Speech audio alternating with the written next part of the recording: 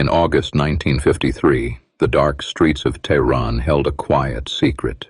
Deep inside a private office, a single piece of paper set a trap in motion. Foreign agents moved through the night with hidden bags of money. They were preparing to destroy a government without firing a war missile. The target was Prime Minister Mohammad Mosaddegh, a leader who dared to stand up to giant foreign powers. The trouble started with oil. For many years, a powerful British firm called the Anglo-Iranian Oil Company controlled every drop of oil pulled from Iranian soil. They took huge profits while local workers lived in deep poverty. Prime Minister Mosaddegh wanted his people to benefit from their own ground. When he nationalized the oil, the foreign company lost its grip and demanded immediate revenge. British spies knew they could not reclaim the oil fields alone. They turned to the United States for help. They used the tension of the Cold War to scare leaders in Washington. British officials claimed that Iran might align with the Soviet Union if Mosaddegh remained in power. The internal memos prove this was a cover story. The real goal was saving the lost oil business and protecting power. The United States agreed to launch a secret plan named Operation Ajax. The CIA gave full control of the field mission to a senior officer named Kermit Roosevelt. He slipped into Iran under a fake name, carrying suitcases filled with American cash. His task was simple, yet dark. He had to buy loyalty, create fake chaos, and force the Prime Minister out of office.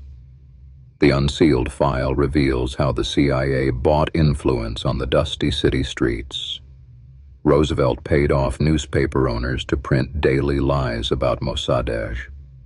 He paid crime bosses to hire thugs who burned shop fronts and beat innocent citizens.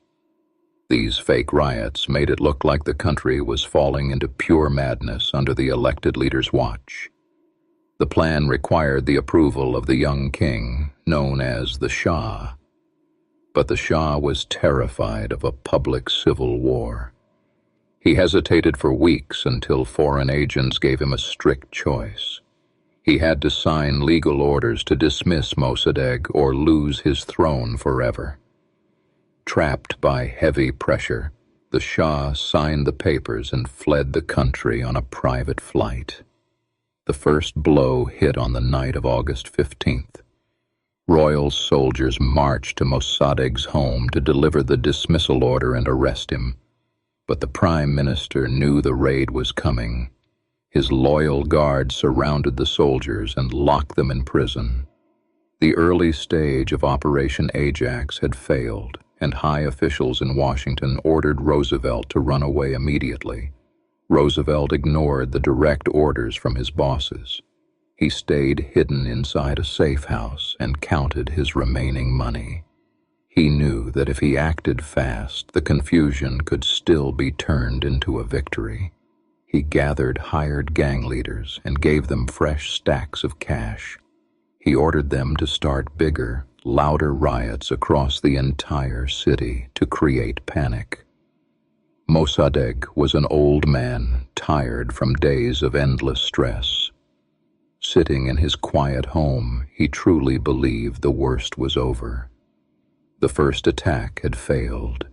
His enemies were on the run. He felt a deep, heavy relief wash over him.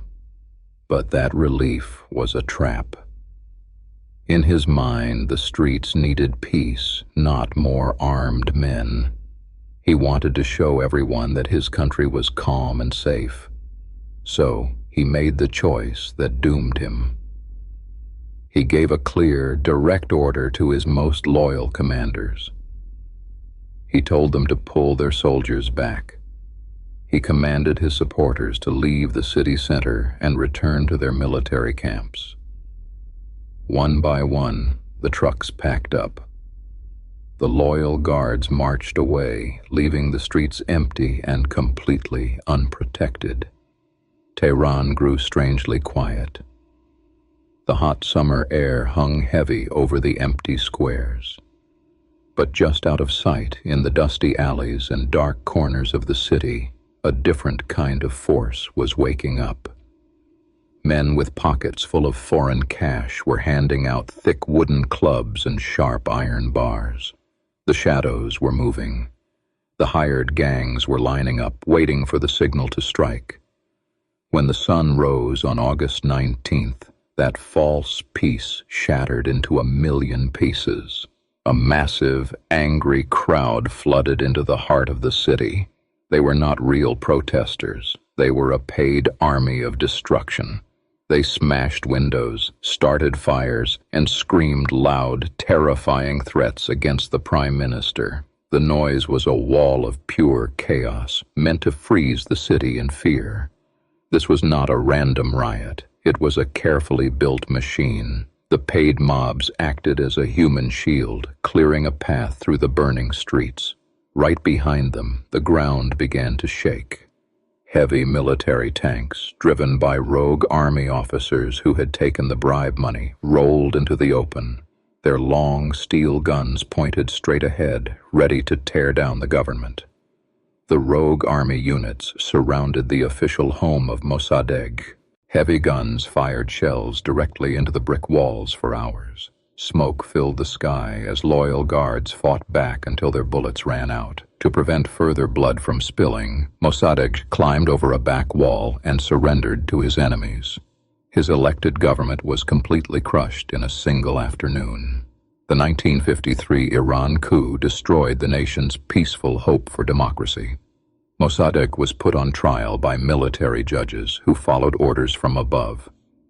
He was sentenced to 3 years in prison, followed by endless house arrest until his death. He was cut off from his people, living behind guarded doors while his name was erased from public news. The Shah returned from his quick exile to claim total authority over the land. The Anglo-Iranian Oil Company regained its wealth, sharing a huge portion of the oil with American energy firms. On paper, Western spies celebrated a fast and cheap victory. They believed they had saved the region from communist influence without fighting an open, costly war. The Declassified record paints a much darker picture of the years that followed. The young Shah used his secret police force to crush all political rivals. He locked up students, writers, and leaders who spoke about freedom. The people lived in constant fear, watching their nation lose its independence to foreign power once again. The shadow of the 1953 Iran coup spread across the decades. The Iranian public never forgot that foreign powers stole their democratic rights for cheap oil. The quiet anger grew stronger under the surface year after year. The peaceful voices were locked away, leaving only angry religious groups to lead the underground resistance against the king. In 1979, the long wave of anger finally broke the country apart. A massive revolution swept through the streets of Tehran, tearing down the Shah's government. Protesters marched on the Western embassy, taking workers hostage and breaking ties with the West. The deep hatred that fueled the revolution was born on the dark day Mosaddegh fell. Old internal notes show that foreign officers thought they were playing a simple game of political chess.